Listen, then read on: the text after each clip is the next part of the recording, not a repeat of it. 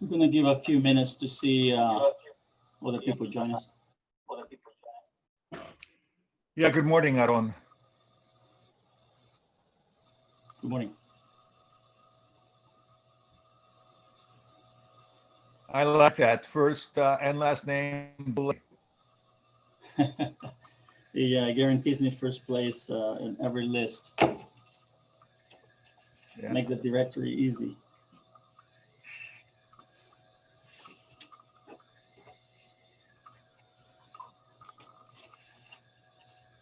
Hello. Oh.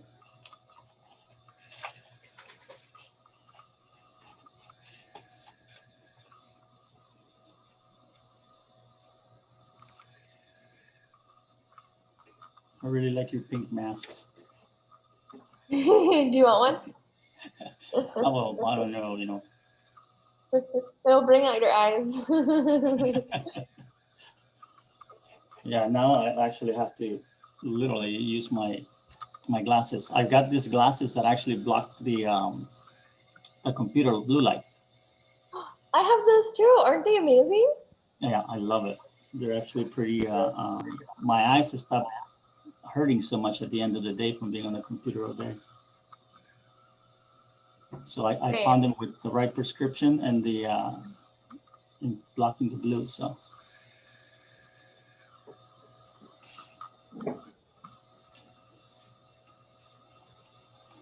how you doing, Max? Good. Doing good. Good. Hi, Esther. Hi, good morning. Hello.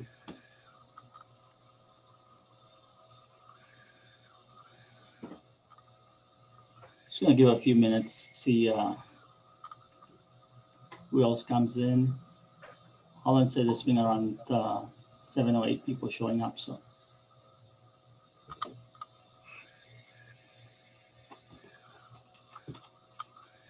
Holland is on the move.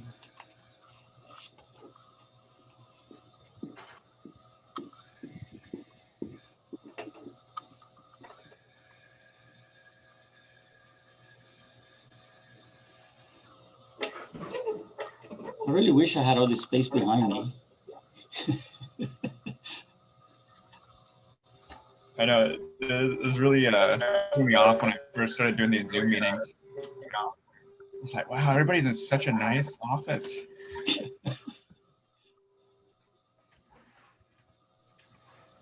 Welcome, Yolanda.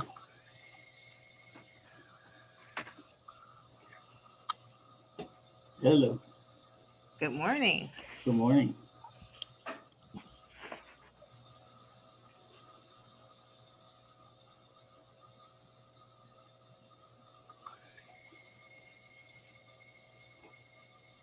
I like all the fresh succulents in your office.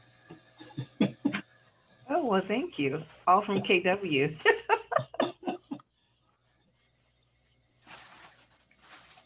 Happy New Year, by the way. Happy New Year to you guys. New Year.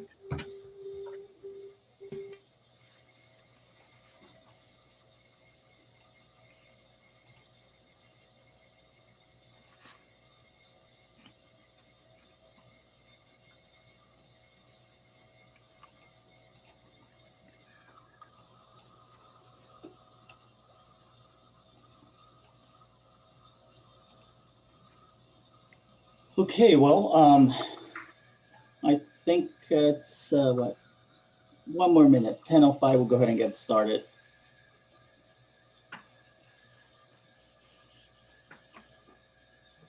So how's your days been so far? I know, Max, you were at the Miracle Morning call, so you started early. Yolanda, how's your day been so far? It's been great so far. I mean, just getting going, and I have I wasn't able to do the 7. Was it 7 o'clock? Was it 7 o'clock? 7 a.m. Yeah. 7 a.m. But I did my own. I do my own type of thing that I get up in the morning. So I keep saying I'm going to go in.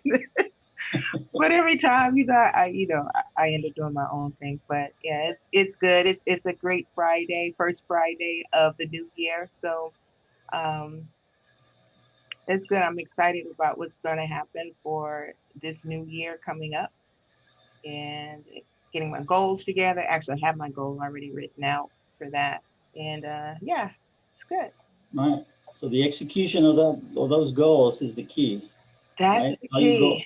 How you go about getting it done. Yes, And sir. what we're going to be talking about today, it's for me. I have a passion for it because I that's how I built my business. That's how I until COVID, right? But it set a good foundation for me to have a good database and for me to have a lot of contacts to follow up with and to continue to do business.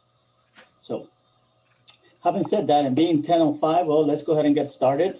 I think, I know Max really well. You guys been together in the same classes so far? Yeah. Maurice? Max and I, yeah, we have. Okay. Good. Maurice, tell us a little bit about you.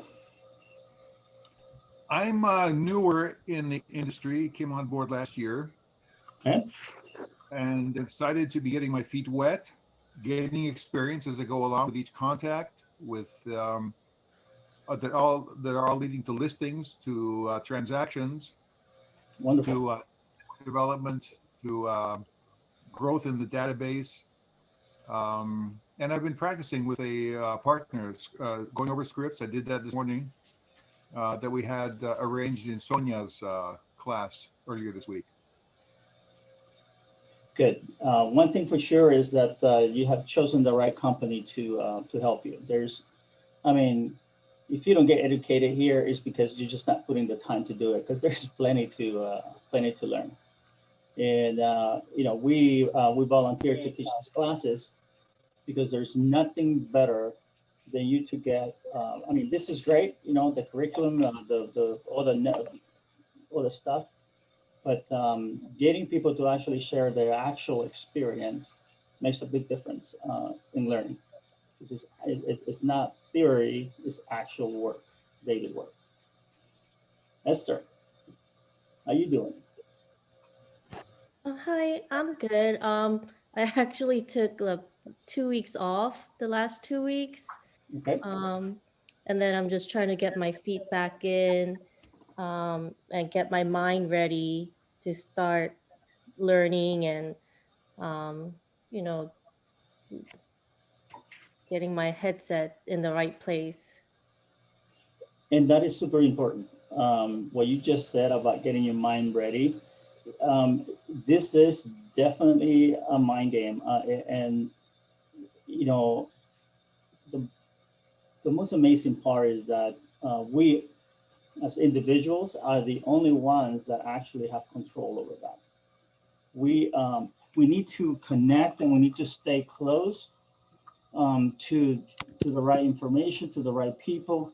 But at the end of the day, it is what we decide to do with what we learn is how we decide to feel that day is what's going to make it possible. As you will see, and I know a couple of you have been on the previous training that I did.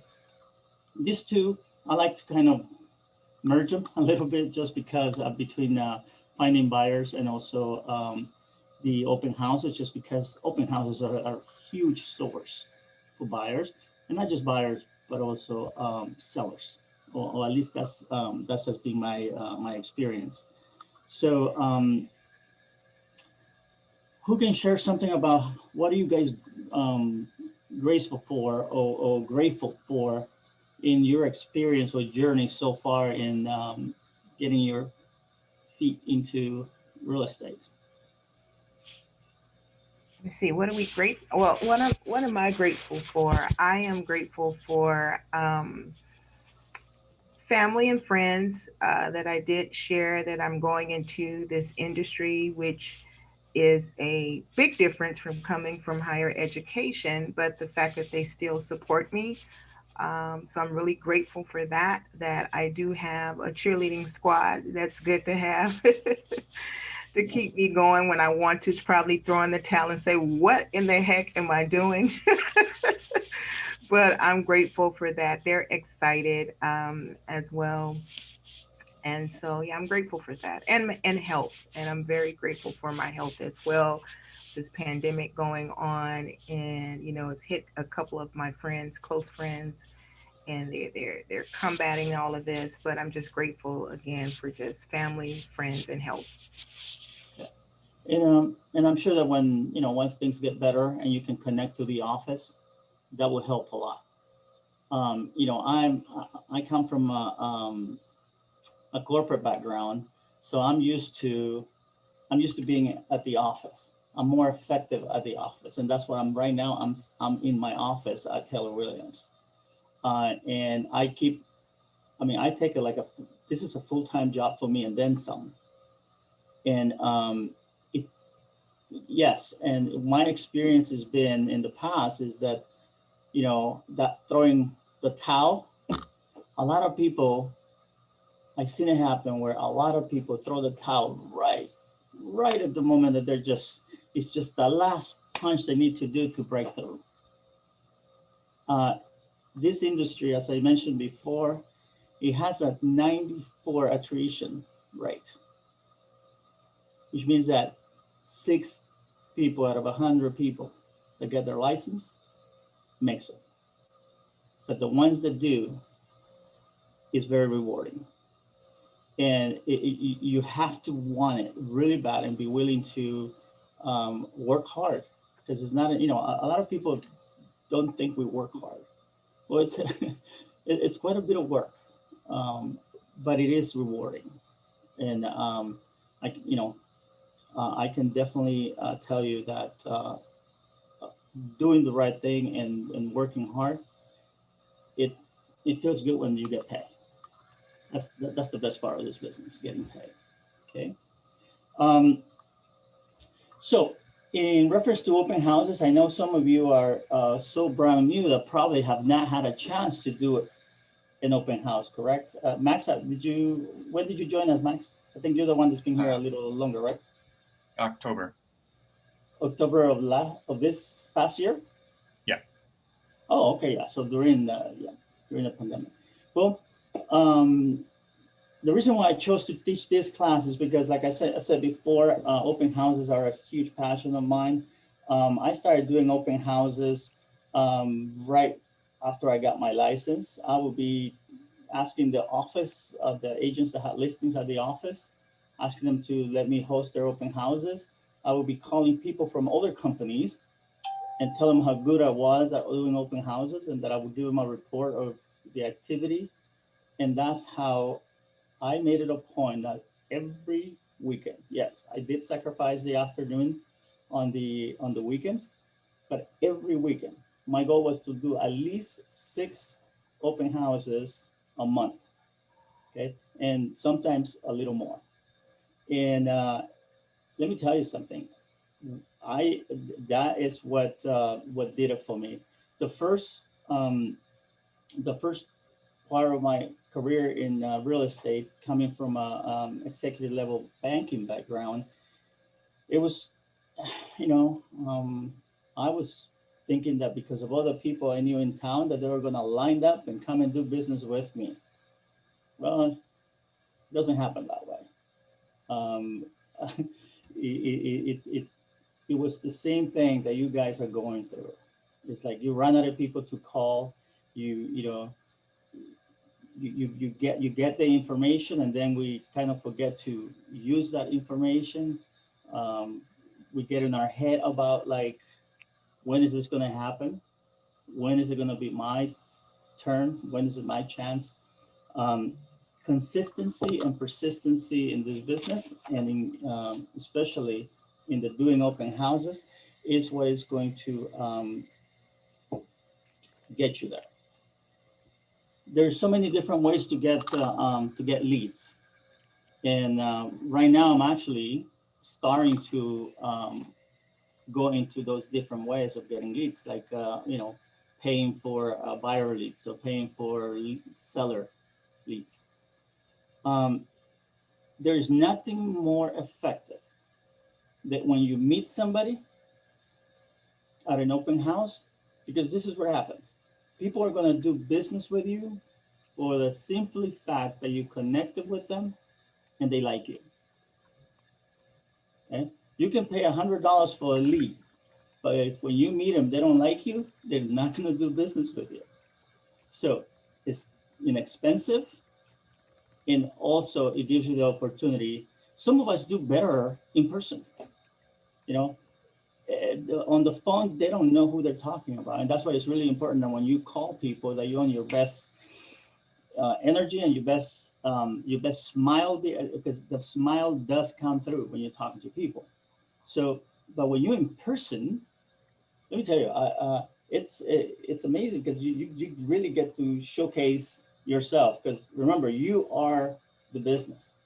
Your personality is the business. How you talk to people is the business, and how you connect with people is the result. If you don't connect, or if you need to learn how to connect, then let's figure that out early on before you start investing your time, because it's about connection, and it's about getting those people to trust you. And in person, and when you're at your best, is the time to accomplish that. So, what do you think? What do you think is the purpose of an open house? Do you think you will get more buyers, or you think you'll get more sellers? I would think you would get more buyers, um, but then, it could be a double transaction where you get some sellers as well. Yes, you're absolutely correct.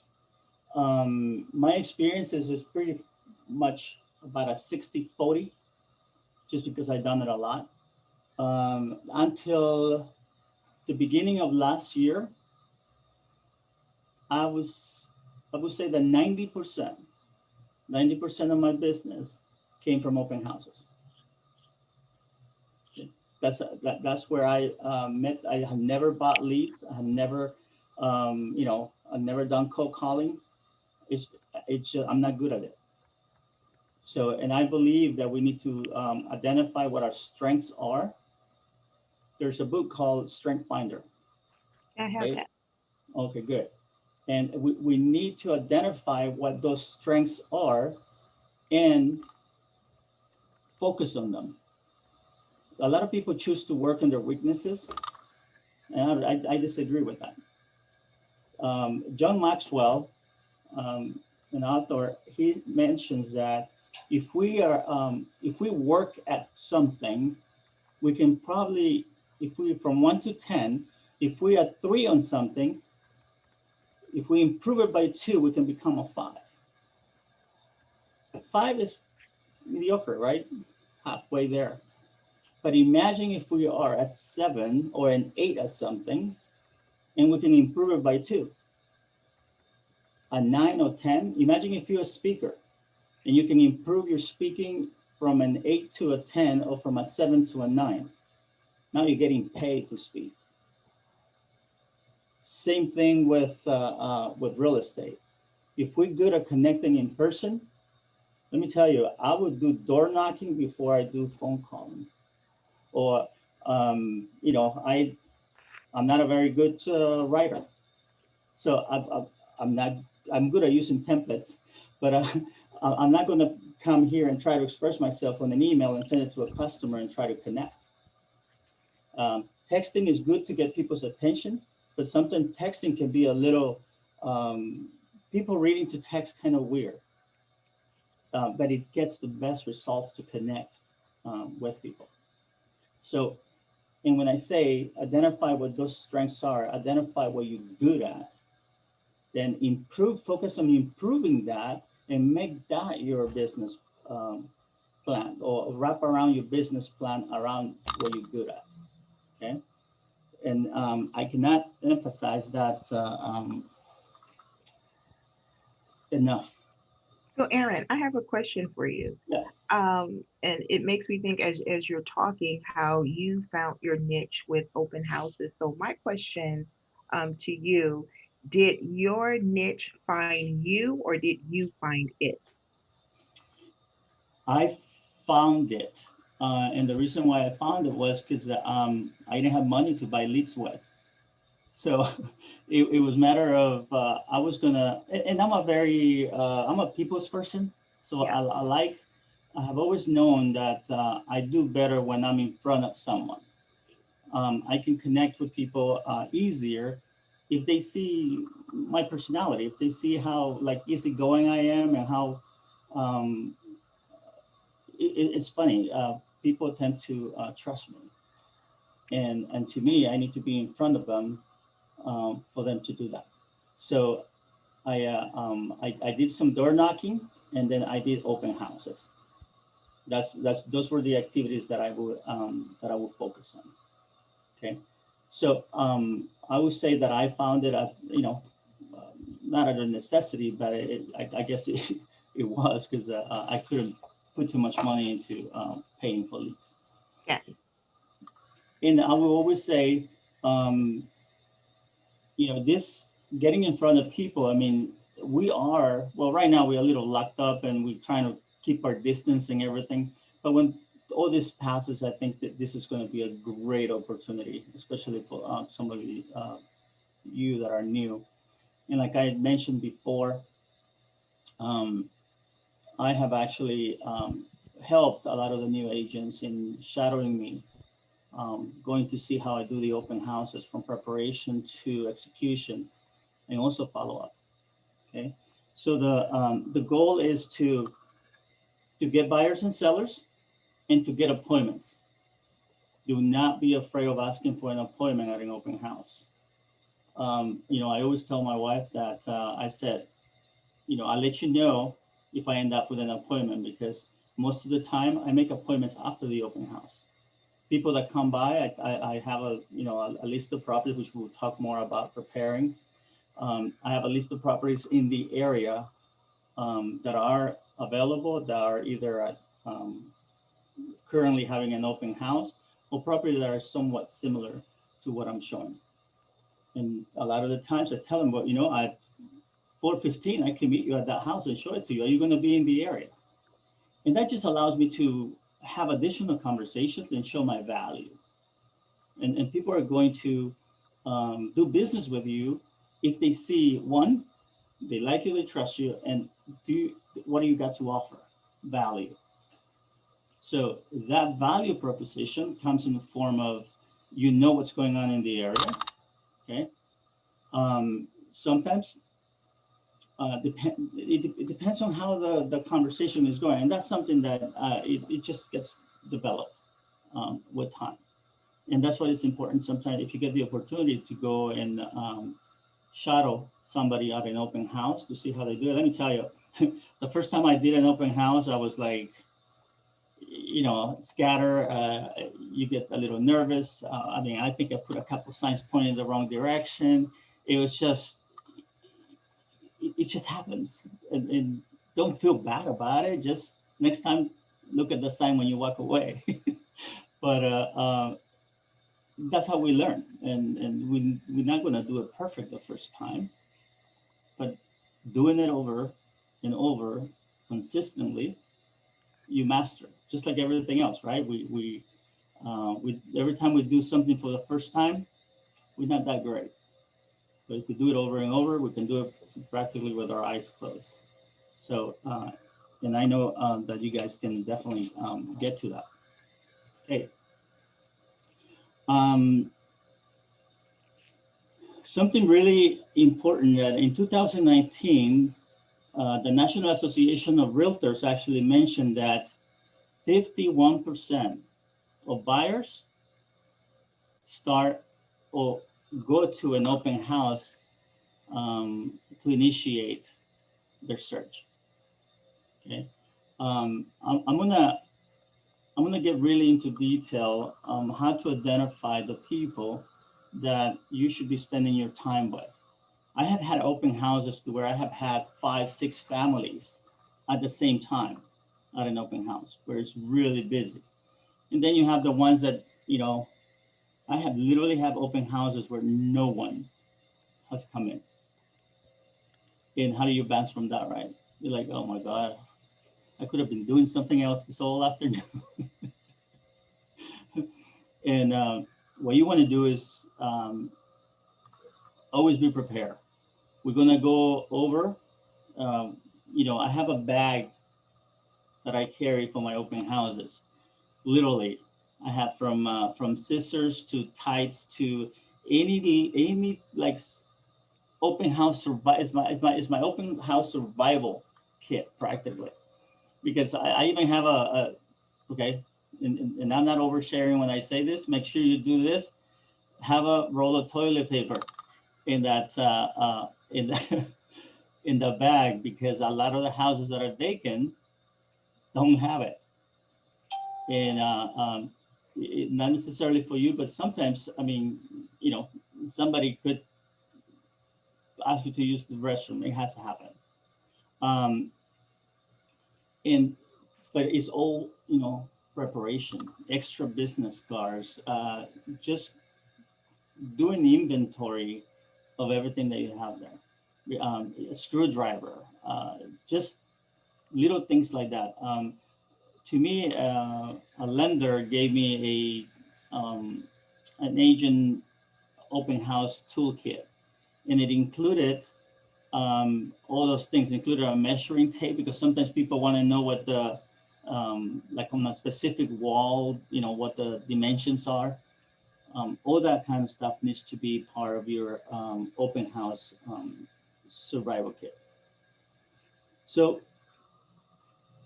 in an open house, when you cold calling or you're door knocking, what is the end result? What do we want? We What do we want, want the end result to be?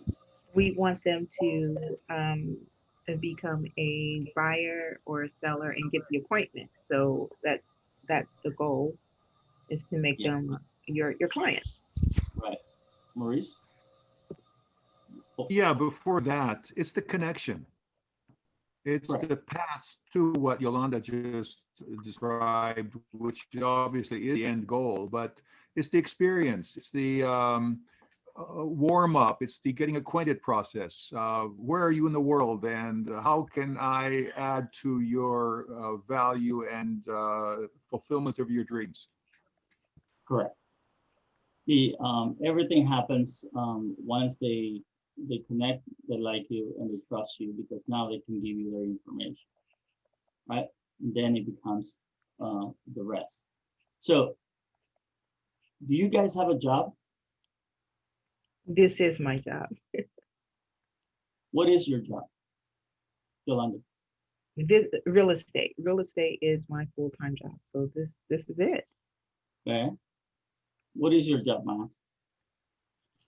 Same. Same. Mhm. Maurice? Connecting sellers with buyers. Okay. All right. So, in the stage where we are right now, I'm going to specify, and I want you to focus on what you have a new job. It's not real estate. It's lead generating. Okay. Right now, it's all about generating contacts, connecting with people, and getting those people in your database. So then it's going to become about real estate when you start converting those people and they start buying the houses. In the meantime, yes, you can learn the contracts. Like I said before, you can become extremely knowledgeable about real estate. But a job, you want it to pay you, right? Yes. So you want to make your job lead generation. And when I say lead generation, is this: you go to the cleaners, you talk to them. You go to the market, you talk to them. Anywhere you see people, they're a potential lead, and you talk to them. Have your business cards on hand all the time. The worst thing we can do as real estate agents is for somebody to ask us for a business card. It has happened to me. It has happened to. I'm not saying it hasn't. It has happened to me, but that is the worst thing we can. Don't have one. So, but don't give up. Tell them, what is your number? I'm going to enter it on my phone. Don't give them your number. Try to get their number, because, you will call them, they won't. So you always want to have a backup plan there. So would you say that's the best backup plan with pandemic? And a lot of people do not want, they're very sensitive about high touch items, and a business card, even though that's the official way of doing things, we all have to pivot with that. And so just take down their number and put it in your phone as opposed to handing them a card right now at this point. So I'll give you a little trick that I use to accomplish both things. Okay, to give them my information and to get their number as well. So what I did is I have a folder within my pictures where I have I don't know if you can see, well, no, this is the, see that? I Oh have yeah, I see it. my business card, right? Okay. So what I do is I tell them to give me their number and I text them my business card. Oh, So okay, that way that's good. I'm giving them my information and I'm actually grabbing their phone number. Awesome. And please ask them to tell you their name again. So that way, as soon as they walk away, you can actually put a name on the phone number. Otherwise, it becomes just another phone number on your phone, and you get busy, and we forget. So Awesome. I love that. I love that idea. yeah, be very strategic about it. You want to be able to follow up with the people that you talk to, and that's by far the most important thing about lead generating and about open houses. And I see this all the time. People spend their weekend at an open house. They do, they're dragging signs around, they're putting them all over the place. They do the cookies, they do the water, they do all of these things. But guess what they forget to do come Monday? Contact their leads, or contact the people that they spoke to. Right. It's the follow-up. The follow up. Yeah. You can get as many names and you can get as many numbers. But if you don't follow up with them, they become just another name and another number. So have a system, especially when we start doing open houses. See, my day starts very specifically. First thing I do in the morning when I get in front of my computer is I go through the concierge on the MLS, which is I approve the properties that are going out to all my potential buyers. Okay, and that way I get familiarized with the market. I know what I send them in case they call me. I kind of know. I keep an eye on people that have looked at properties. Okay, if I want to make a contact with somebody I haven't been able to get a hold of, I send them a text and say, hey, take a look at the property I just sent you. And then I can tell by concierge if they have looked at the property or not. And it's just a way to stay connected. So Monday morning, after I do that, clean out my email because I'm a neat freaking. I like to keep I keep my email like squeaky clean. I don't have stuff that I don't need in there, and I get rid of junk. Anything, and block whoever I need to block. Just then I go into Monday morning. I get into whatever leads I have. At times that I have had an assistant, I just simply send them to her and she enters them in the system. Command has a lot of different, and Keller Williams has a lot of different cool features that now you can actually have an app and people can sign in on the app, and the contact information goes directly into Command. It absolutely works. I have used a paper. Most people are trying to ditch the paper. I like it. To me, it just gives me an opportunity to write notes on them as well. You can write notes on the app too, but it's just, sometimes when they're like right there, I just, after they finish logging in, and they can do it when they're going in, or they can do it when they're leaving the property. It just, to me, sometimes I go just by feel. I go by where I'm at in the connection process.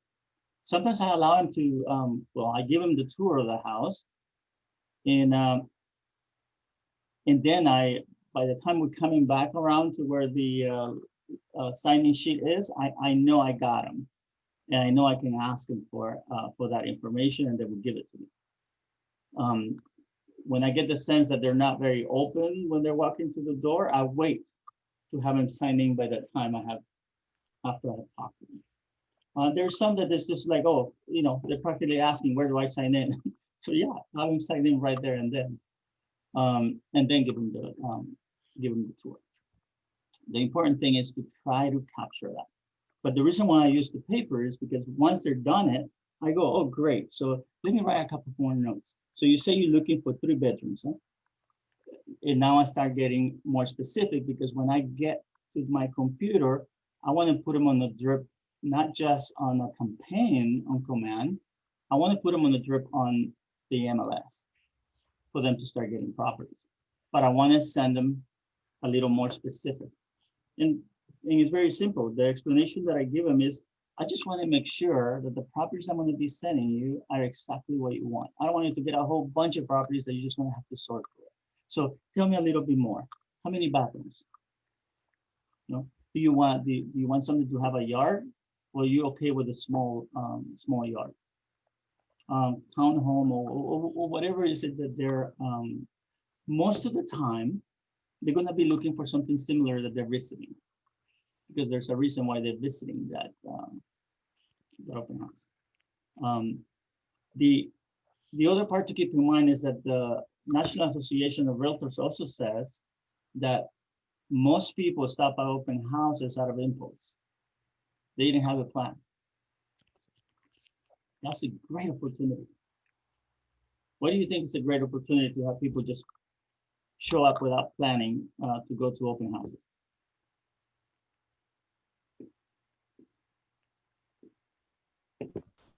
Curiosity. Go ahead. Go ahead, Max. They don't have they're not working with an agent.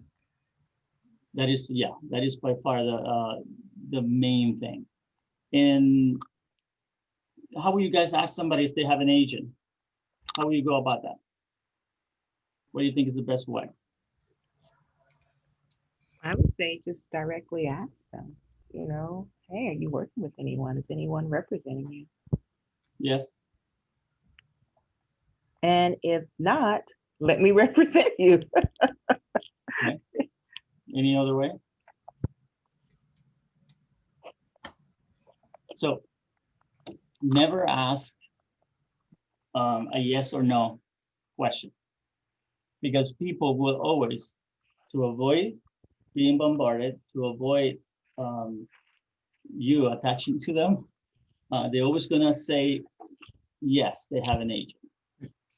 What I do is I ask them, and that way I know if they're like lying or not. It's I ask them myself, so what's your agent's name? So they're not fast enough to make up a name, and they end up we're not working with one. Okay, so but if you ask, are you working with an agent? Yes. You give them a very easy out. So you always ask, what's the name of your agent? You can tell like they're stuck, right? And that's a sign that they don't have one. Okay. They're wonderful. So I tell them exactly that. Great. Well, I'm very familiar with this area. This is where I play. This is where I do everything, and this is where I sell the most real estate. Okay, I'm very familiar with the schools, with the neighborhoods.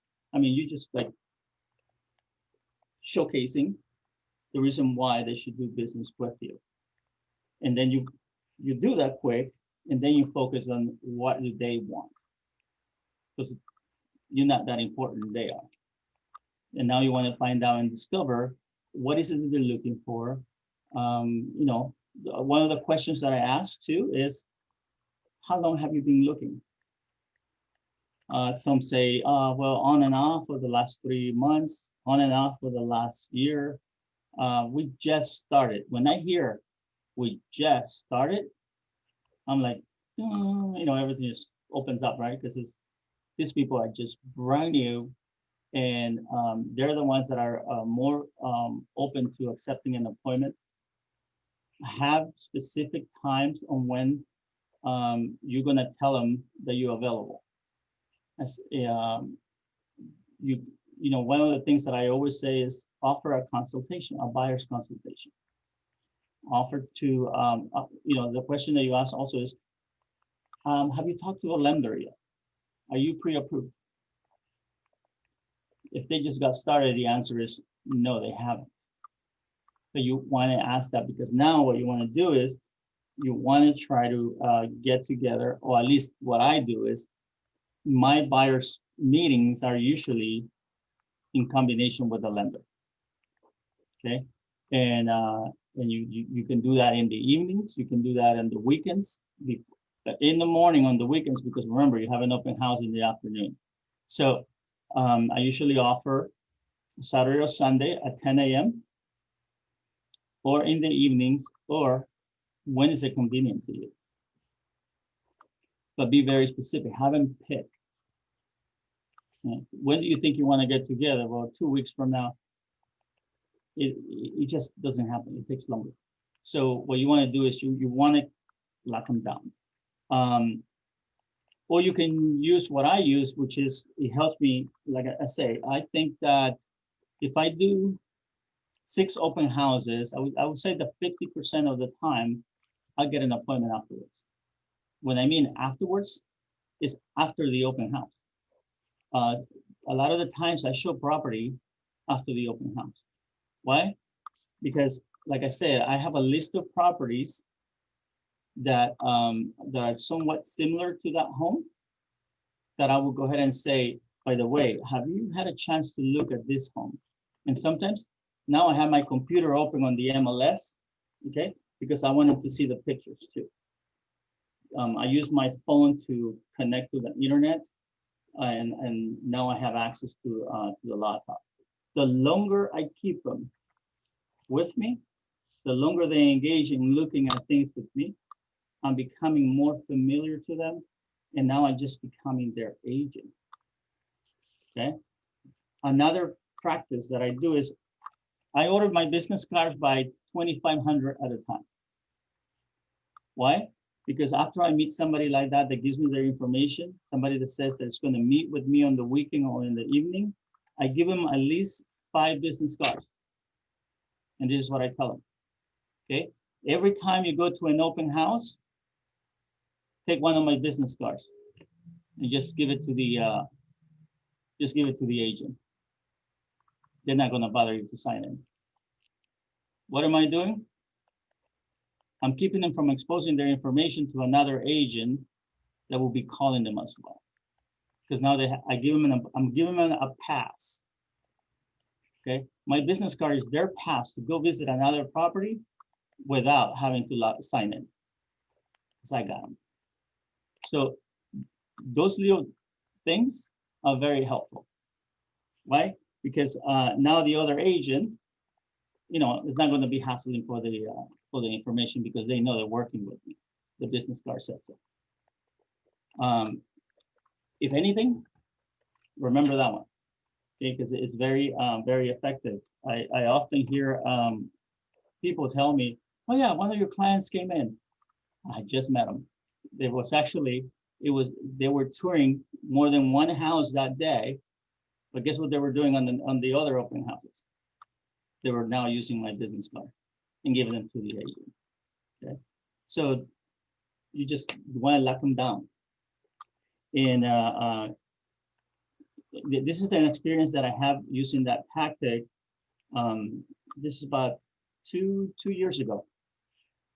And by the way, to this point, I still don't know why, but 75% of my clients are Asian.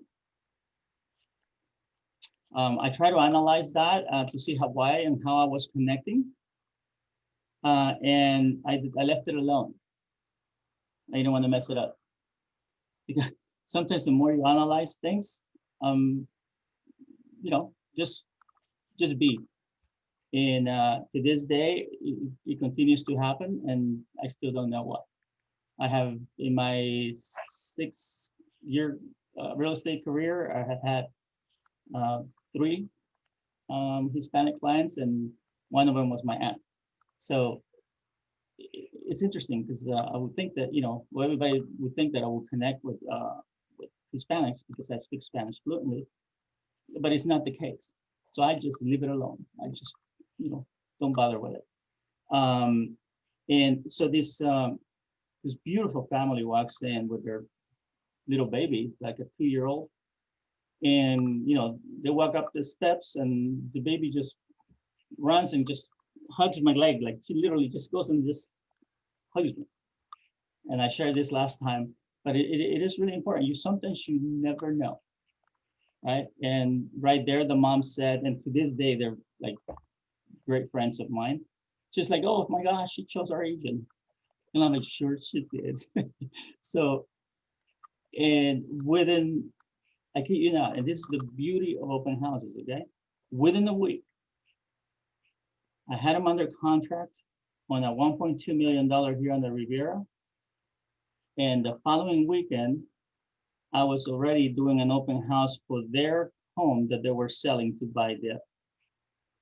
So in the following weekend, I was in escrow with their listing because of the way I market property. It's a weekend event. So, and that's how fast things can happen.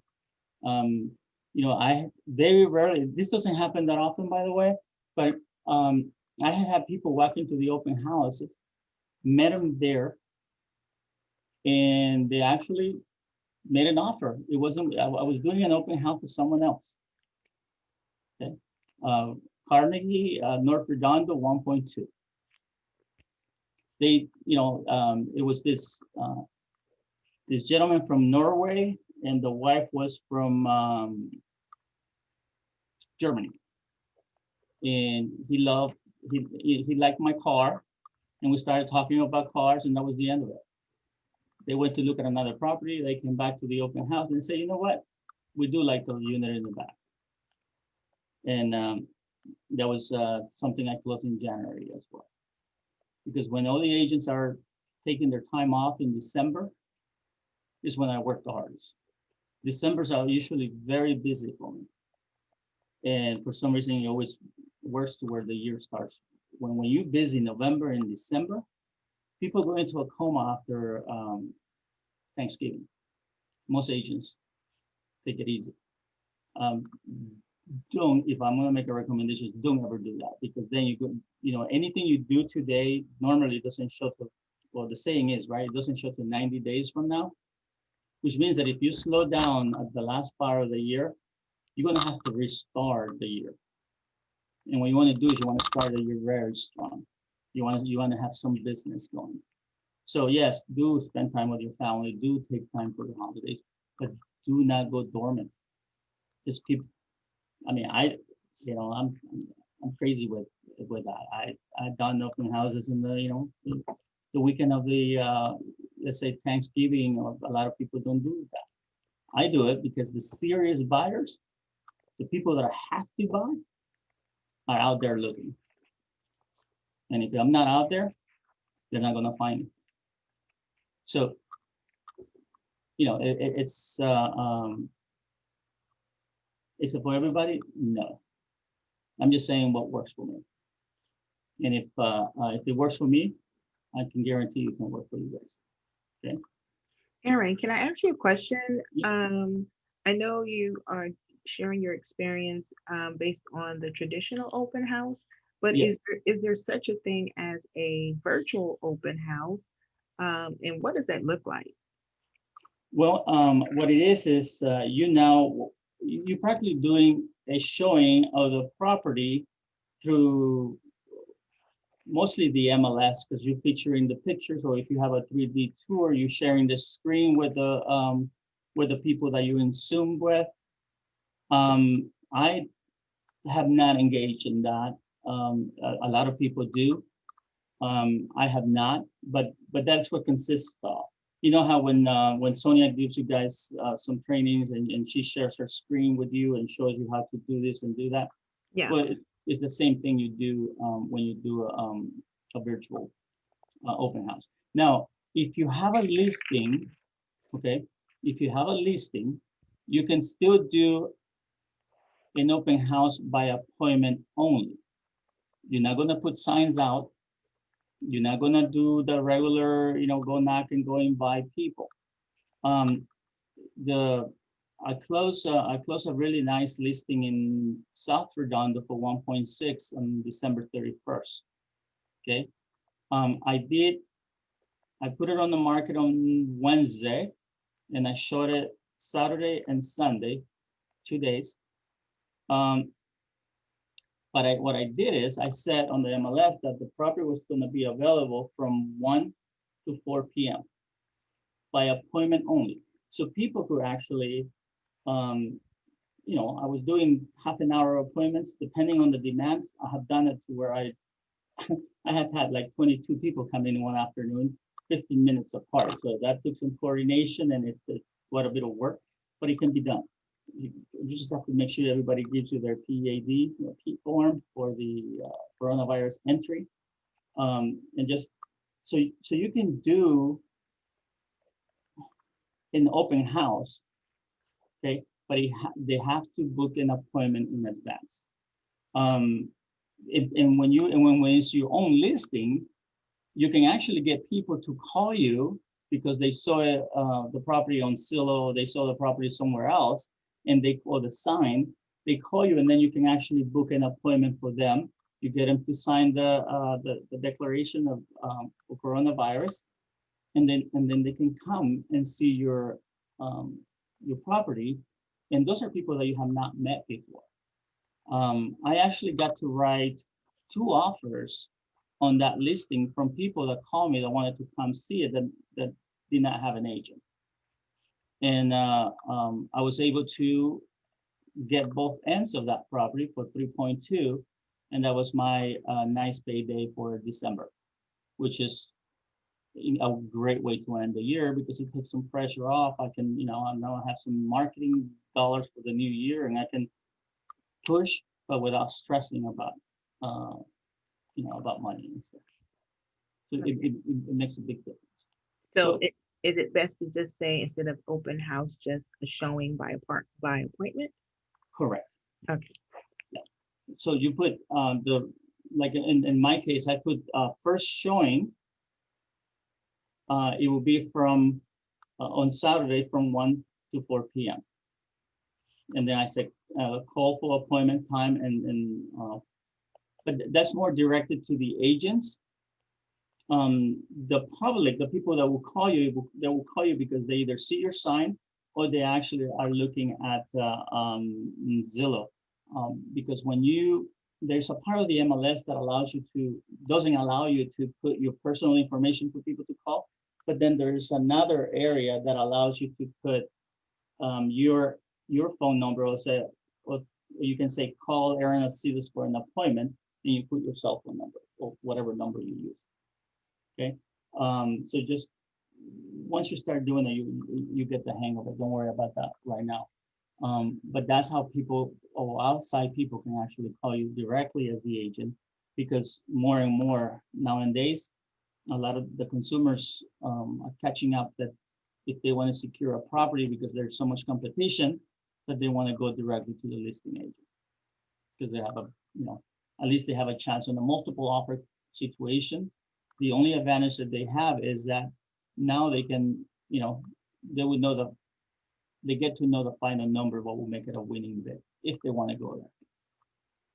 So, and that's huge right now.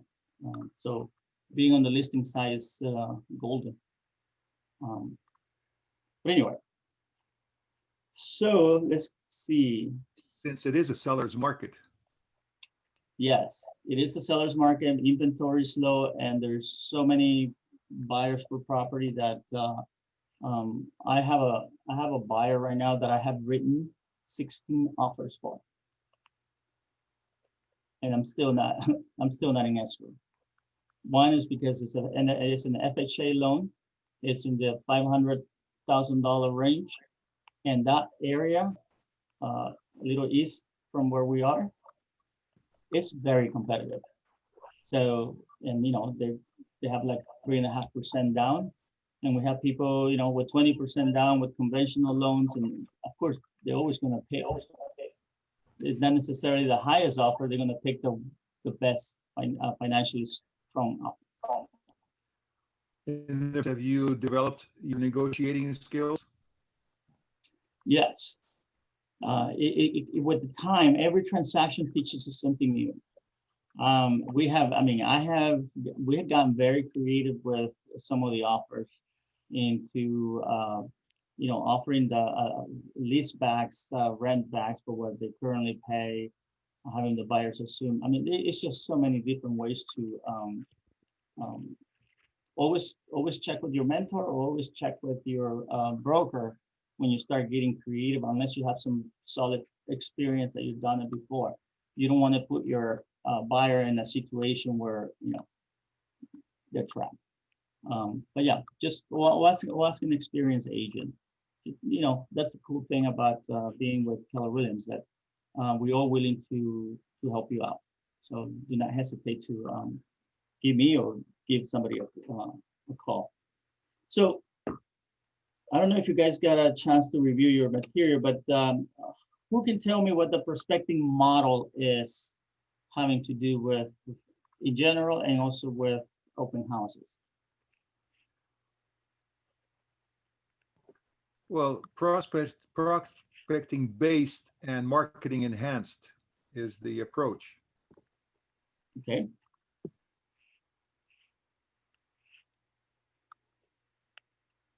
The by definition here, the prospecting model is you prepare. So in other words, you identify what property you're going to hold open.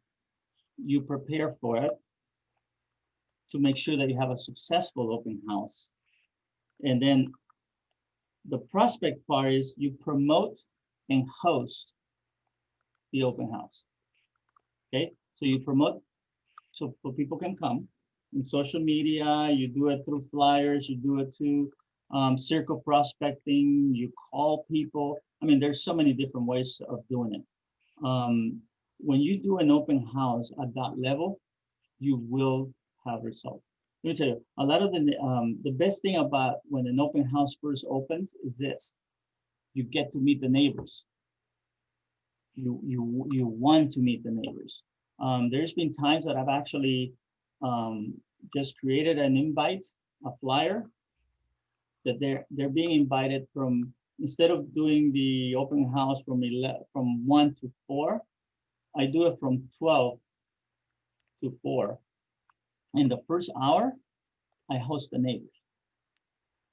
And then the one that goes out to the MLS and everything is from 1 to 4. So I do a special invitation. I door knock, deliver that invitation, and personally invite the neighbors.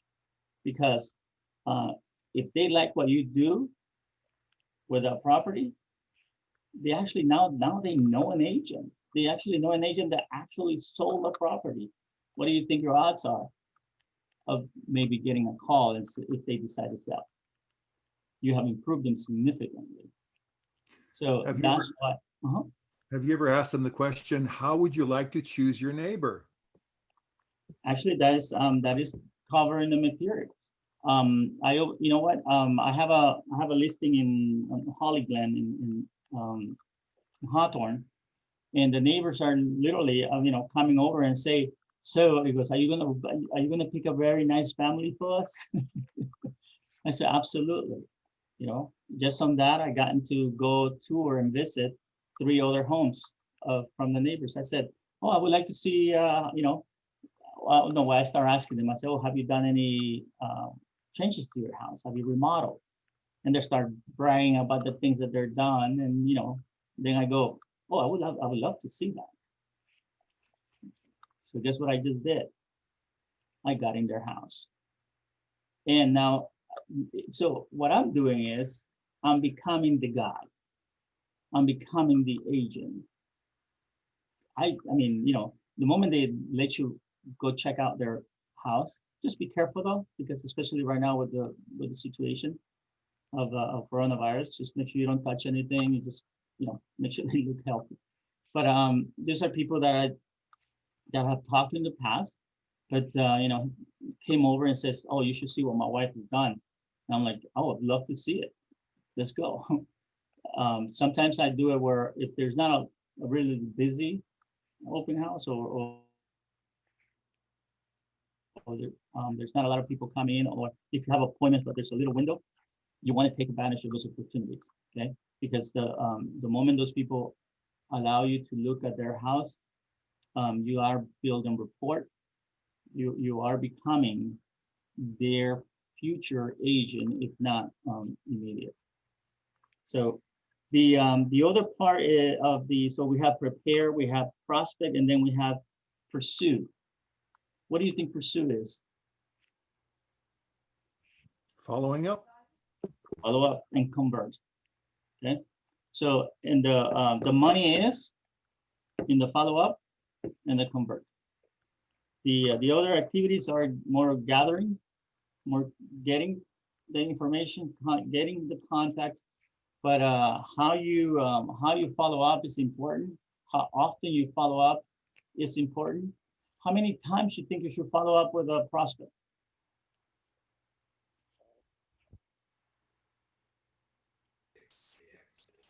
Yolanda, how As, many times you think you should? Oh, go ahead, Norris. as the dynamic dictates. Every couple of days, every week, every 10 days, but keep it on the short lease and keep it consistent. Okay. Yolanda, what do you think? I would think maybe once a week. Okay. And what would be the forms to follow up? The ways to follow up? Follow up to see, so how, what are you thinking? Did you like the property, or what do you like about the property? Is there something else that you would like to see? Just kind of follow up in those things. How are you? How are you doing? Yeah. Okay. You know how I make myself follow up with people? I tell them at the open house that I'm going to follow up with them and expect a call. I do because I don't want them to think that I'm not. So what I do is I tell them, I said, just so you know, usually Monday mornings, I like to follow up and say thank you for actually coming in and visiting. Now, by the way, if I don't call, my assistant will call. And they say, "Oh, great." So when I call them Monday, there's no surprise. Why are you calling me? I already told them, right? So the other part is convert. Well, how many calls does it take to convert? Let me see. About 2.5 months. No, I'm sorry, more. It's 3 months ago, I closed a transaction that I have been following up with this person for 3 years. So how long, how many times? Like Morris says, it really depends. Okay. To me, I'm gonna keep calling people until they tell me to just go do something bad. So to myself, but it's just, you just have to be nice, polite, but relentless. Nice, polite, relentless. You don't give up. Okay. Sometimes people, just because I can see on the systems if they're reading the emails, right, or they open the emails. But when you call them, they don't pick up. Guess what? As long as I keep seeing that there's activity, I'm going to be leaving them messages. I'm going to be sending them text saying, "Hi." I would do one or the other. The thing is that, like I said, unless they tell me to go away, literally, I would. Otherwise, you stay in touch with them. When I have had several, like, let's say I have done maybe 7 to 10, either texts or calls, and I haven't gotten any responses, then I go into the little bit of a guilt trip. And then I send them a little message, either email or text, and I said, that I hope they're doing great. I hope that I had not said or done anything to upset you. Not sure what went wrong. Let me know, if there's something that I did.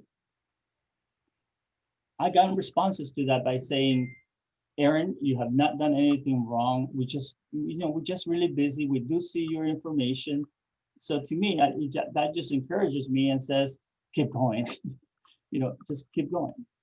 So, because sometimes people are too busy. I mean, I don't respond to everybody that, that sends me an email. But yeah, I respond to the ones that want to see homes. So those are important. So we all have our priorities. So just because they don't respond to you, that doesn't mean you're not in their radar. And the key about this business is to be, when people think of real estate, you want them to be thinking of you. And how do you do that? Well, first impressions are awesome. And we get to practice first impressions, especially at open houses.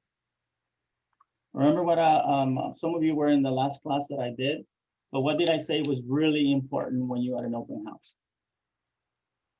What is like one of the biggest things that you need to work on when you do an open house, or you actually going to be in front of any potential client? I would say I forget what it was, but would it be attentive, like to each person that comes in and not be all into your phone or like, oh, just go see the property. I don't have time for you, but just actually smile and be attentive to every person that comes through the door. Very important. So remember, I talked a lot about energy. I talked about how if you're energetic and you projecting that. Let me ask you something. If I was teaching you this class in this way, talking very low, boring you to death, I mean, will you even be interested in listening to what I have to say? No, I won't be out. Sleep. So the same thing when you're in an open house, you want people to see the best of you. I mean, you want to. I always, wherever I'm at, I position myself strategically to where I can see when they're coming. So by the time they get to the door, guess where I'm at? I'm at the door. Okay, because I'm welcome home. That's what I want to say. Welcome. I start greeting them when they're actually walking in. I mean, what they see is this smile. Because let me tell you something. If you smile at people, it's very, very rare that they're not going to smile back. The moment people smile at you, something has opened up.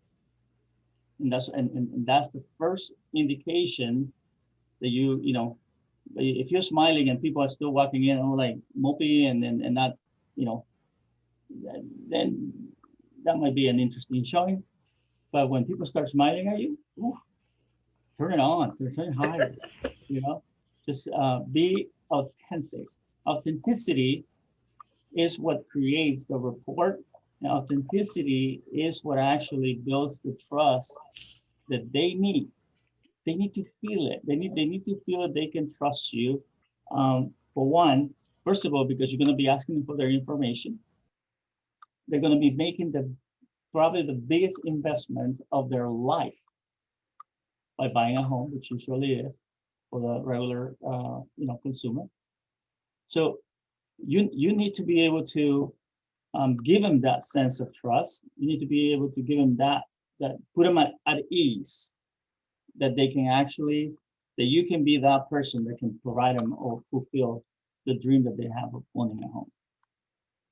When you look at it from that perspective, imagine I've gone to open houses as an undercover agent just because I like to see what people do, and it's amazing.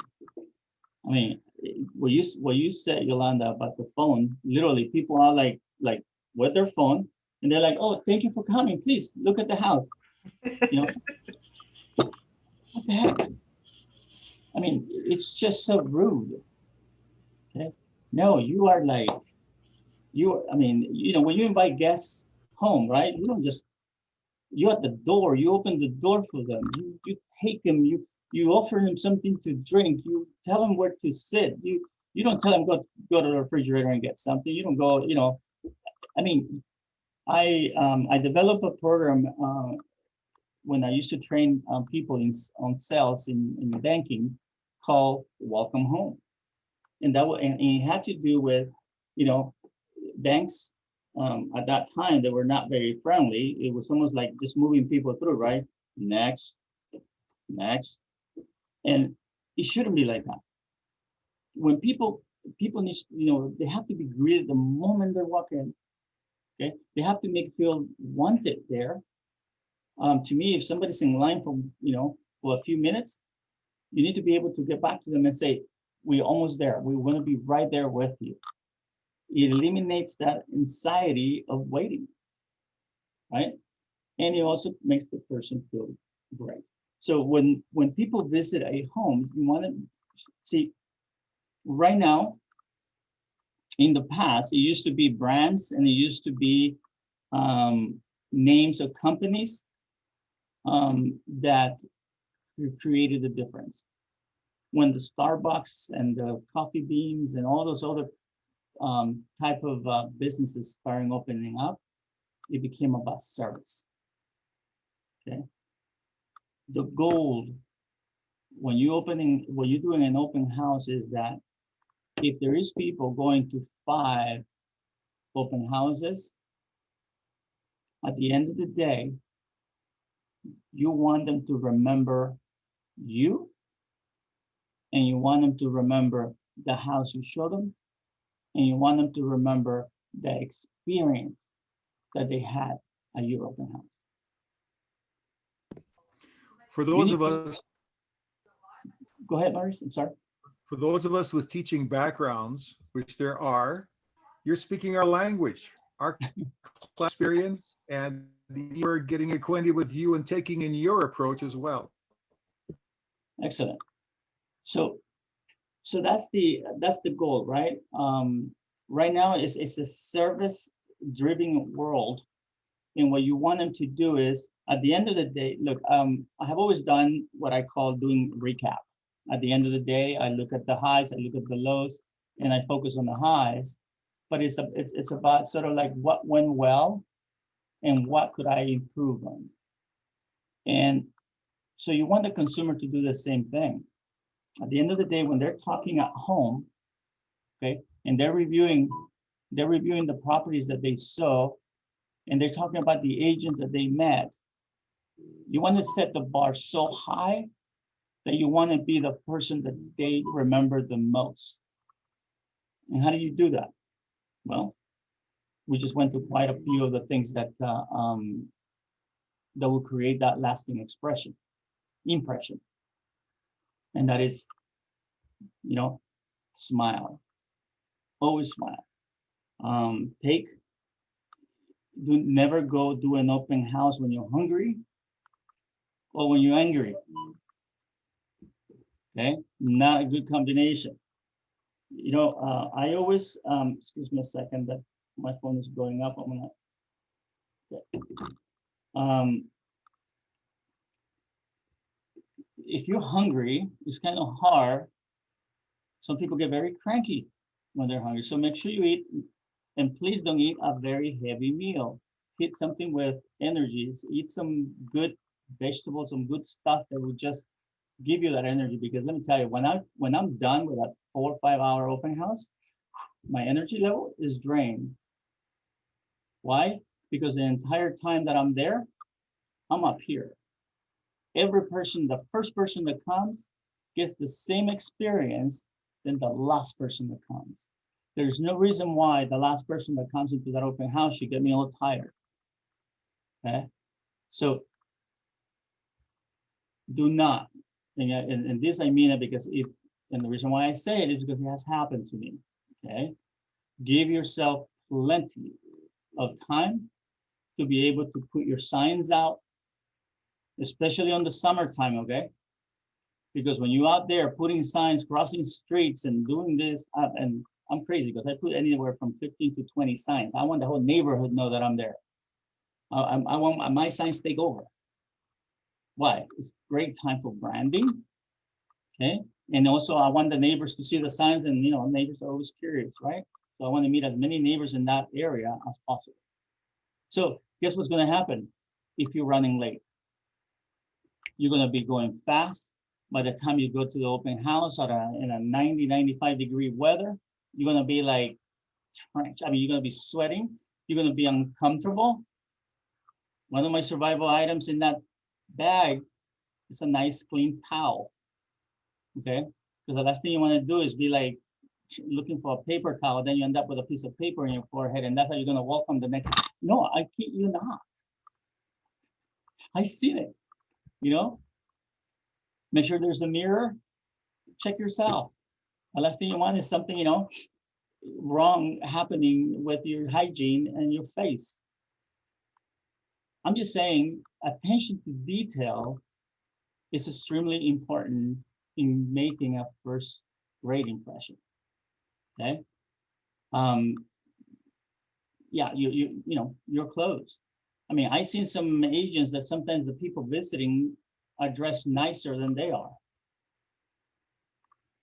I'm not saying wear a suit. I'm not saying it.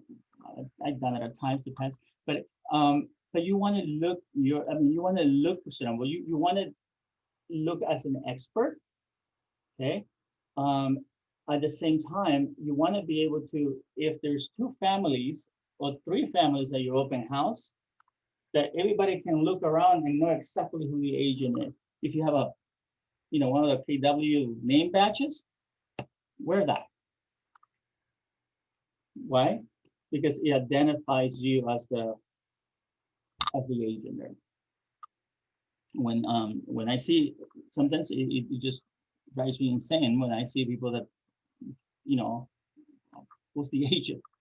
I can't identify them. Why? Because they're not, they don't look very professional. You want to look professional. Okay. So things like that are of most important. How much in advance do you think you should plan your open house?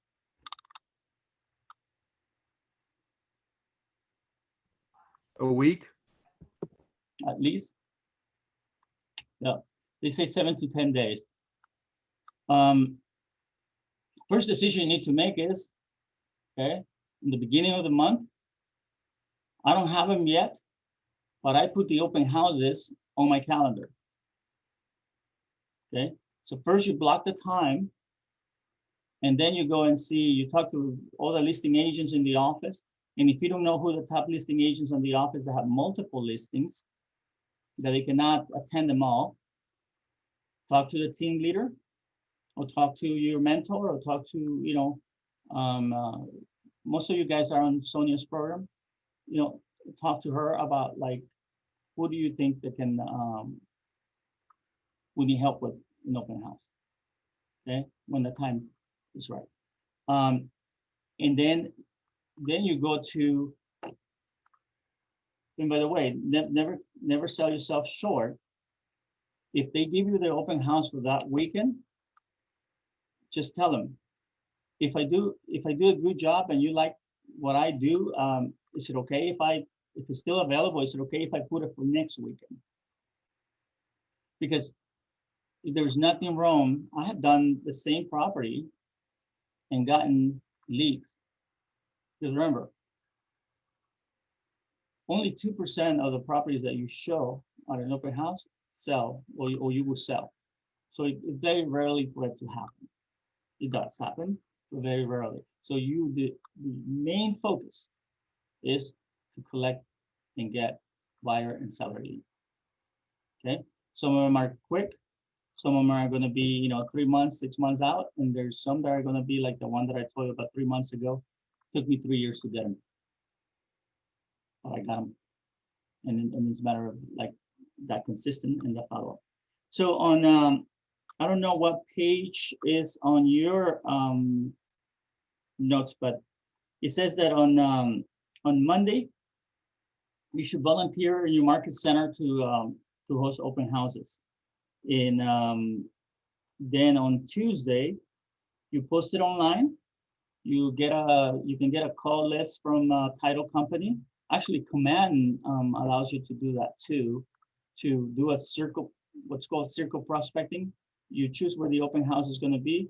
You can, a good practice was to knock like the in the same block, to knock all the neighbors on both sides and personally invite them. And the way you invite them, there's a script. It's always easier when you're doing things for a third party, right?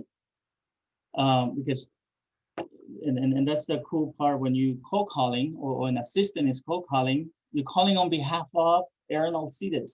So much easier to say Aaron Aalcides is making me call you than to say I'm calling you. It just goes easier. So when you're inviting people, you want to say, by the way, John down the street here is selling his house. He asked me to personally come to invite you for you to come and see his house. And here's the flyer. By the way, how long have you lived here? What do you like about the neighborhood? Have you ever thought of moving out? If that was to happen, when do you think that will be? Those are questions that now you earn the right to ask simply because John invited them to. And guess what's going to happen when they come and see the house? They're going to be more like, hey, Aaron, good to see you. It's not more, you're not just introducing yourself or learning who they are, right? I can guarantee you're not going to remember who they are, but they're going to remember you because it's a lot easier. And they also are going to have the flyer with your photo, with your name. And it's easier for them to go in and say, hey, Aaron, they accepted the invitation. So just that little piece right there will allow you to at least meet 3 to 5 neighbors. So when you go door knocking again, and you knock on their door, now you're becoming memorable, and now you're becoming in their eyes, you own the neighborhood. You're the expert, right? So if they were to move, sell, or buy, you have a chance. No guarantees, but you're at least putting yourself in the line for them to give you a call, or at least an opportunity if they're going to interview multiple agents. All you want is a chance to be one of the ones that they interview, right? And then you shine. So there's a lot of posting online, a lot of promoting, and then of course, like I mentioned before, Saturday or Sunday. I do Saturday and Sunday, usually the same property. Sometimes I do different properties. And what you want to do is, like I say, when one of the agents gives you a listing, make sure, for one, that you do a good job. Second, send them an email with the results, not the names of the people that came. Okay, but what you do is you tell them results for open house, the address, and then you put Saturday. 10 people came.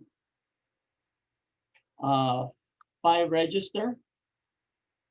2 have agents. 1 agent came to preview the property. So you're giving them feedback because they need to let their client know what's going on with the house, why it's not selling, what's the feedback that they're getting, and you providing them that. There's people that go do an open house and then the agent has to be looking for them to find out what happened.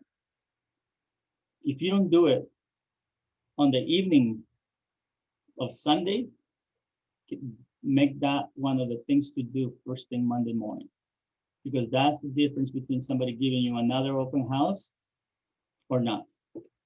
You want to build your reputation that that you're very good at what you do, because agents will now, when they get a property, okay, and this is what happens to me most of the time now, I get calls saying, oh, can you host this open house? And if I don't have a listing of my own, guess what I'm doing? course I am. And you can put yourself in the position to where now they're calling you to do their open houses. You don't have to be calling them, right? So, and like I said, let me tell you something. There's nothing more profitable, and there's no fastest way to get into real estate or get into escrow or get into a transaction or get a client than open houses. So people, look, when you cold call or when you do all their activities, you're looking for the person that's thinking of raising their hand. When you're at the open house, pretty much, I would say an 80% of the people that come through are raising their hand saying, I'm on the market. I'm looking to buy. I'm looking to sell. So, it's like going hunting, right? You want to go where there's a lot more birds than where there is any, because the chances of hitting one is great. And it's and this is where you want to be. Now, what do you think some things that you should have in mind when you're selecting a property? Let's say you look at the MLS. My suggestion would be start looking at properties that have been on the market for at least 14 days. Why? Because for the most part, agents want to hold their first open house. They know, for the most part they do, unless they're a team or unless they have, a $2 million property and then this is a $700,000 property. They'll probably give you attention to the higher end property. But when you're calling other, like if you're calling Remax or you're calling any other company or agents, then I recommend you write this down. So you look for properties that have been on the market for a little bit, for at least 14 days. You look at the agents. So you do a search in the area. First, select the location, right? Select the area, the market. Especially if you're interested in marketing that area. Let's say you maybe identifying that as your farm. You want to hold open house on your farm and you want to put as many signs with your picture on them and your name. Okay. And the reason why is because you want people to recognize you. If you're going to start door knocking there and they see your sign, oh, it's not a stranger coming to the door, it's that agent. You can be that annoying agent, you can be that agent, you can be whatever, but you're the agent and they know it. And that's what you want. That's what you want them to do, to recognize it. So that's super important. So location, then you identify the property. Within those property, you're looking for agents that are out of area. And how do you know that if the agent is out of area? Most of the time, if you look at the brokerage, if you click on the bottom, where you see the listing, if you click the area where it says brokerage, it gives you the address, it gives you where they are at. You can also tell by the phone numbers of the agent, out of area phone numbers. Because guess what? Even if they're from a different company, they will be willing to let you host the open house because they don't want to drive all the way down here and do that. Okay. The other part, you have a greater chance of getting it when the property is vacant. When the property is still occupied, I mean, you can still get them, but you have a better chance of doing a vacant property. Why? Because the agent feels more at ease than not knowing you. They're going to actually allow you to go in there and be there for 4 hours and host, or 3 hours and host the open house. Okay.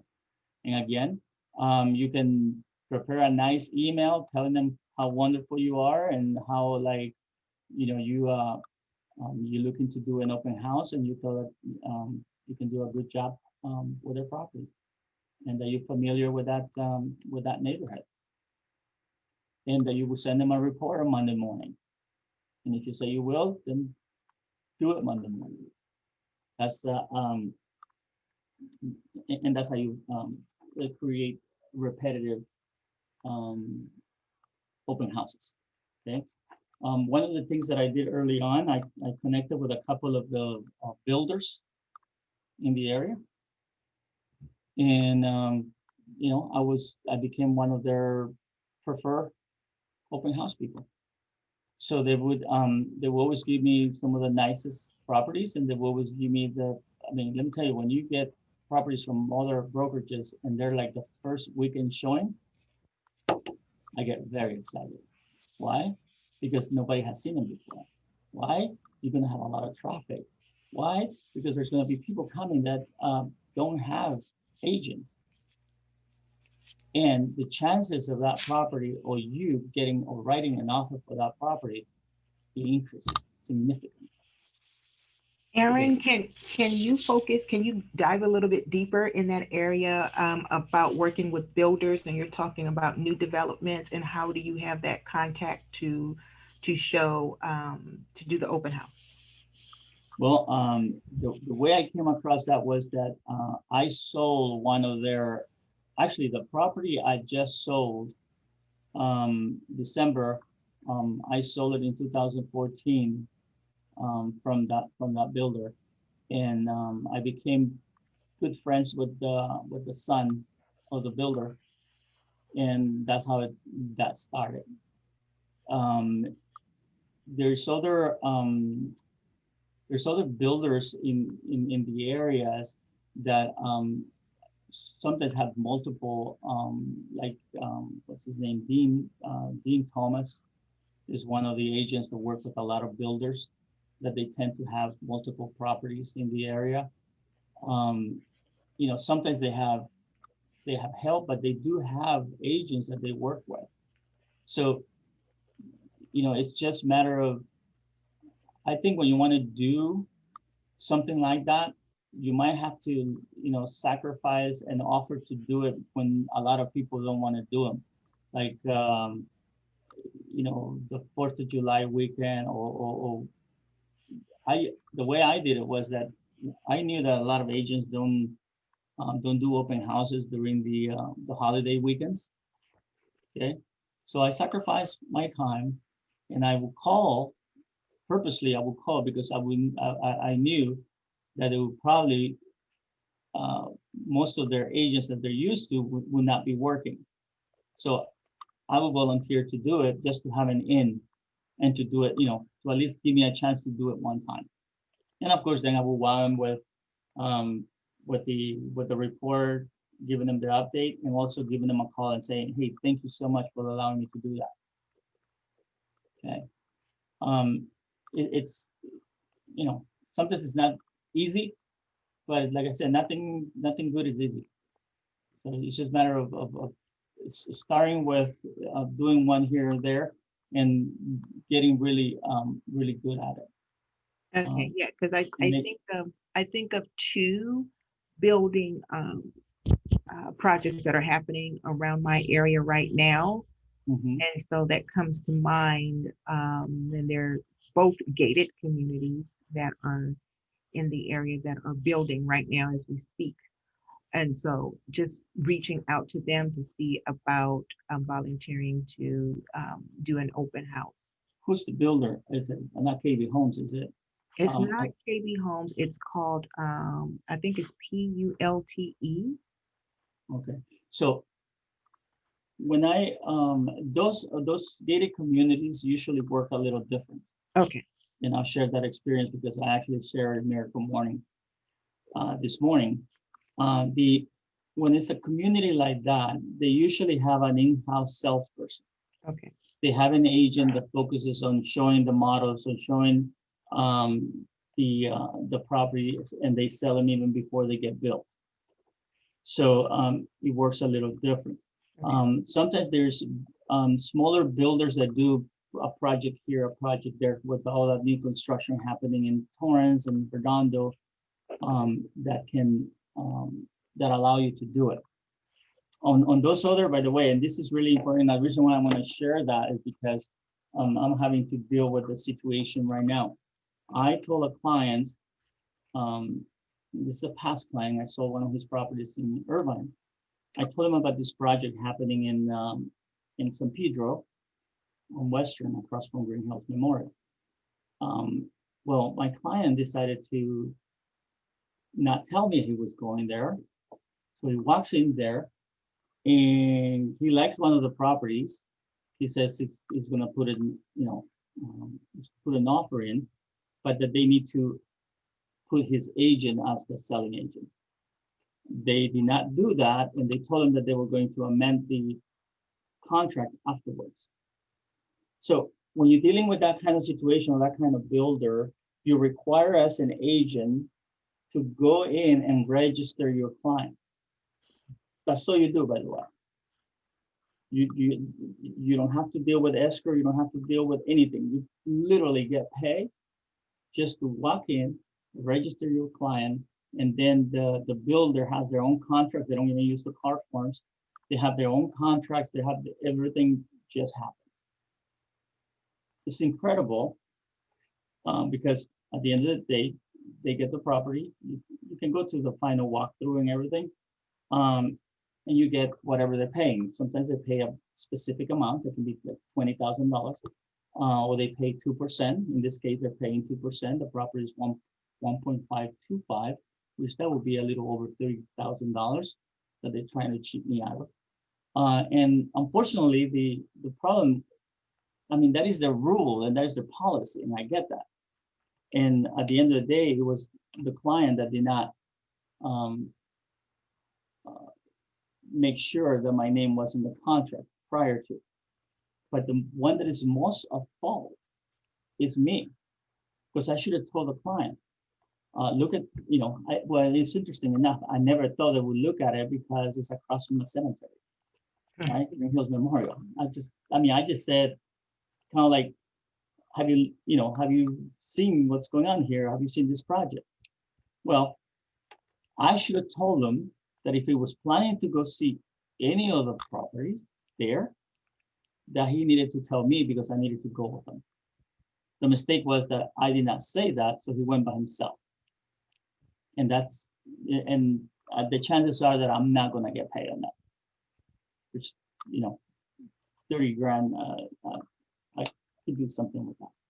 So, I'm still gonna list their property that they're selling to buy back.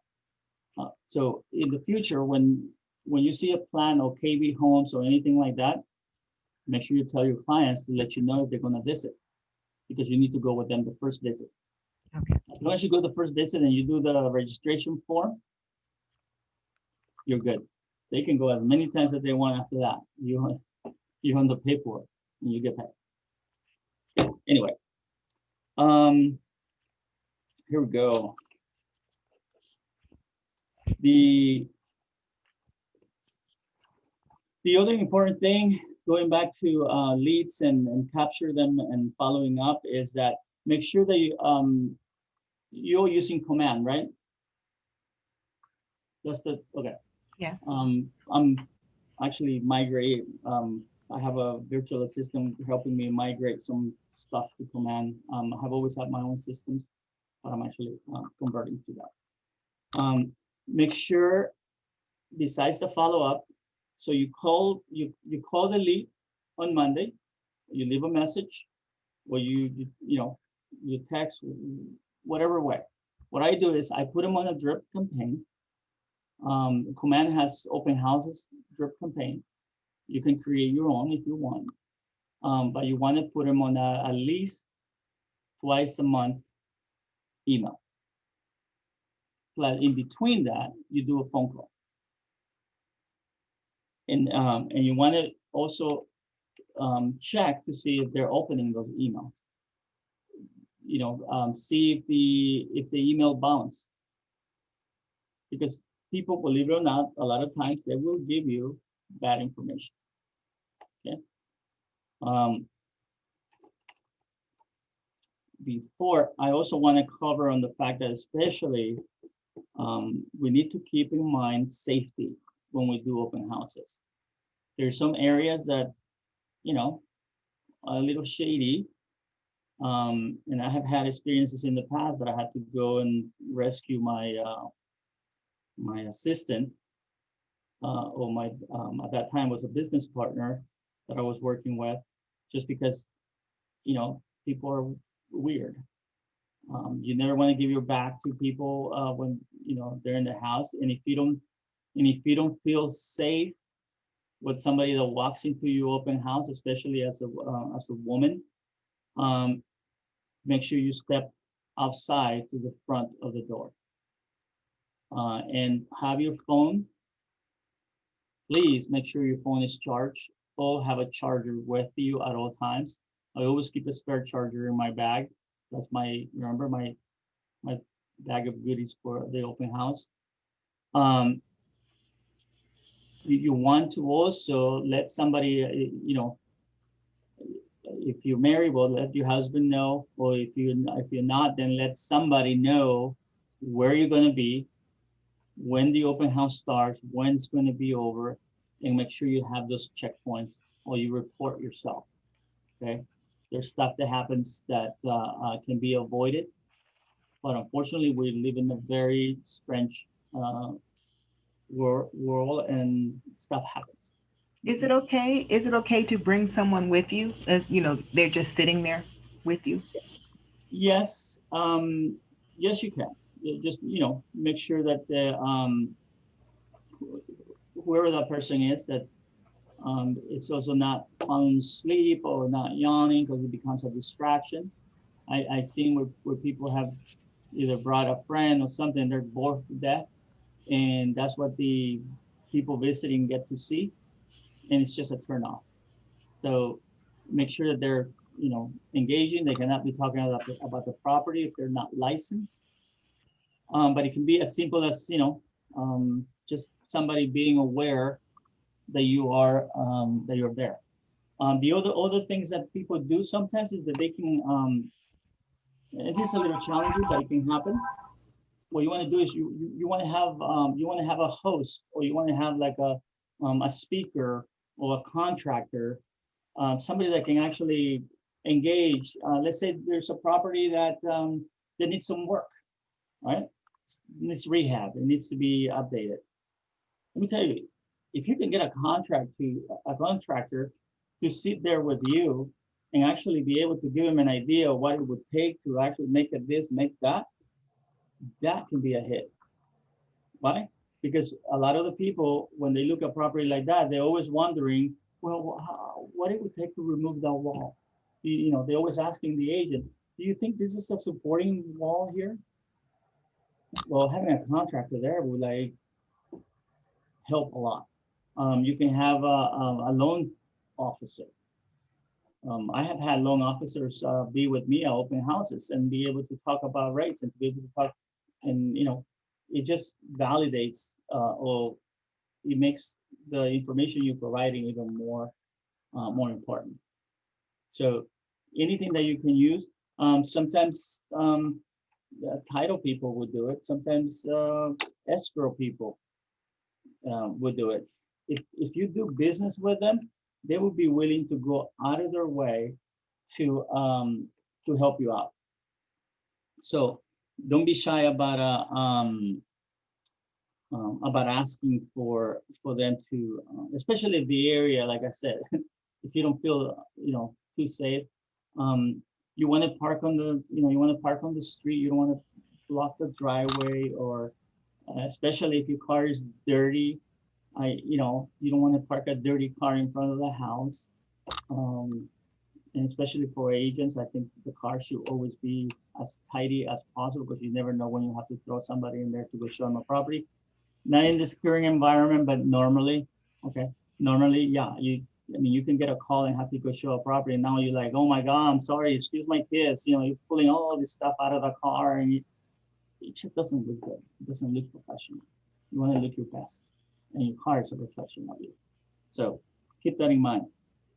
Um, Other things to keep in mind: do not leave valuables exposed.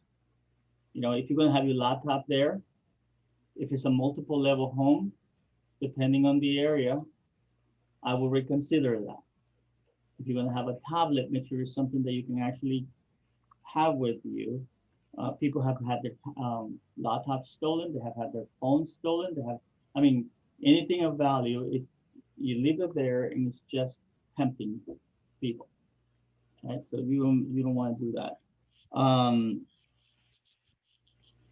If you're gonna, some people look, I don't do some of this stuff.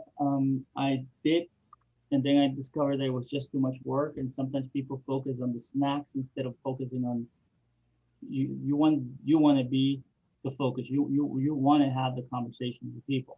If they're distracting about what snack to choose or what to do, water in the summer, absolutely, but you don't want to have a bunch of messy snacks because then kids are gonna come and now you have stuff to clean. Okay. Um, I have had situations where I actually had to like get a broom and clear out some stuff for the house to look presentable. Check the bathrooms. People do crazy stuff.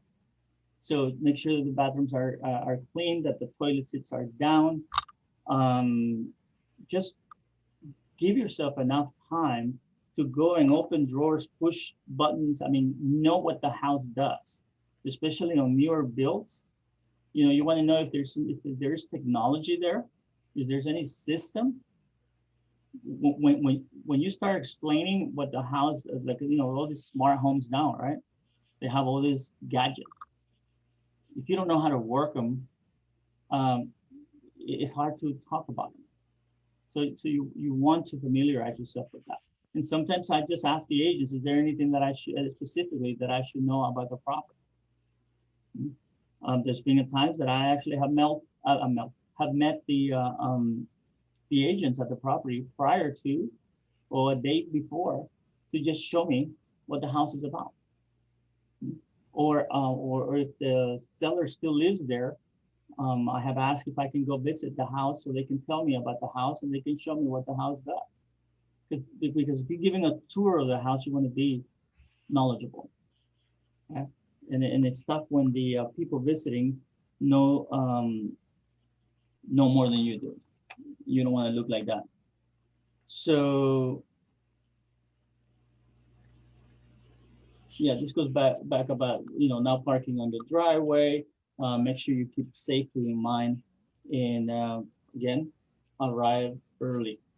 Okay, you want to have at least 5-10 minutes to cool down and be able to relax, because let me tell you, putting out 20 signs in 90-degree weather ain't no joke.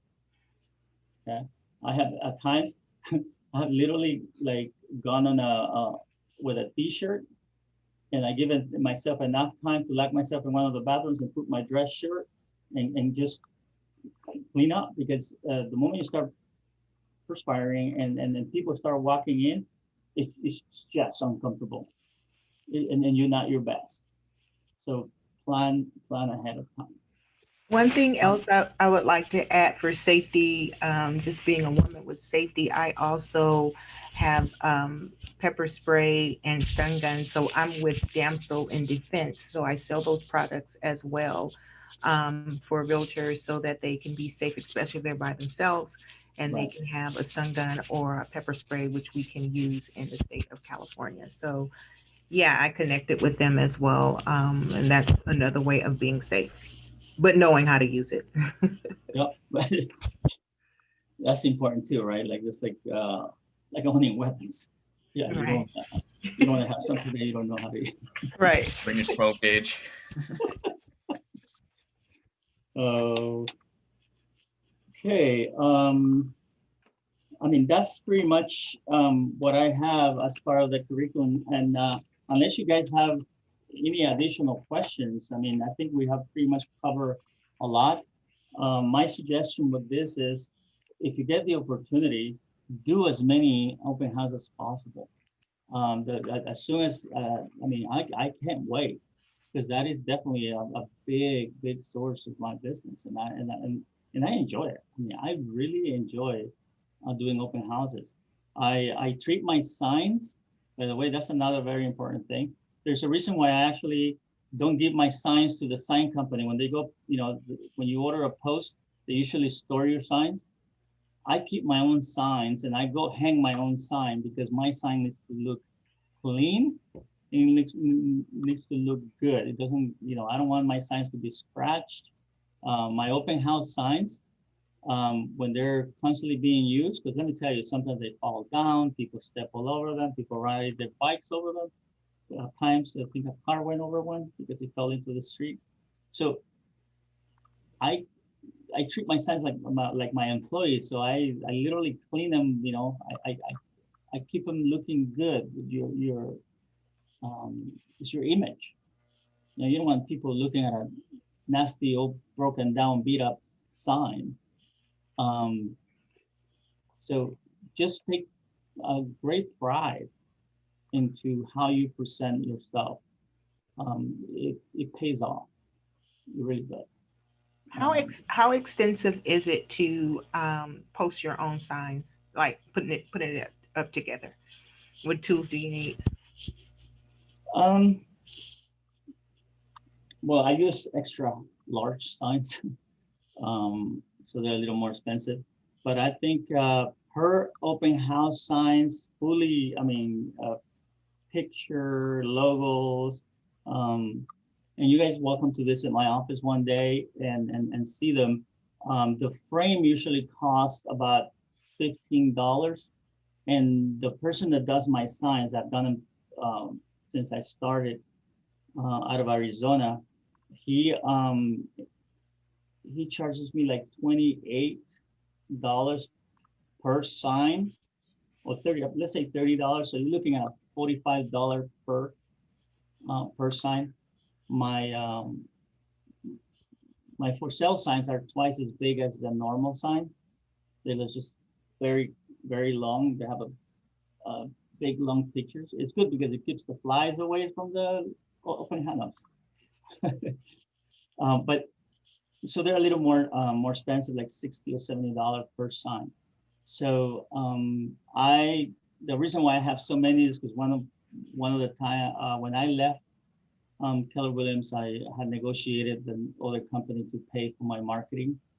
So I took advantage of ordering my signs. I have 20 of them, and they still look like brand new, and they're like about 4-year-old, and I use them a lot. Oh, by the way, one thing I forgot to tell you, sometimes when you do open houses, those agents might require to use their signs. Do it. I have no beef with that. At the end of the day, the person they're going to be talking to is me.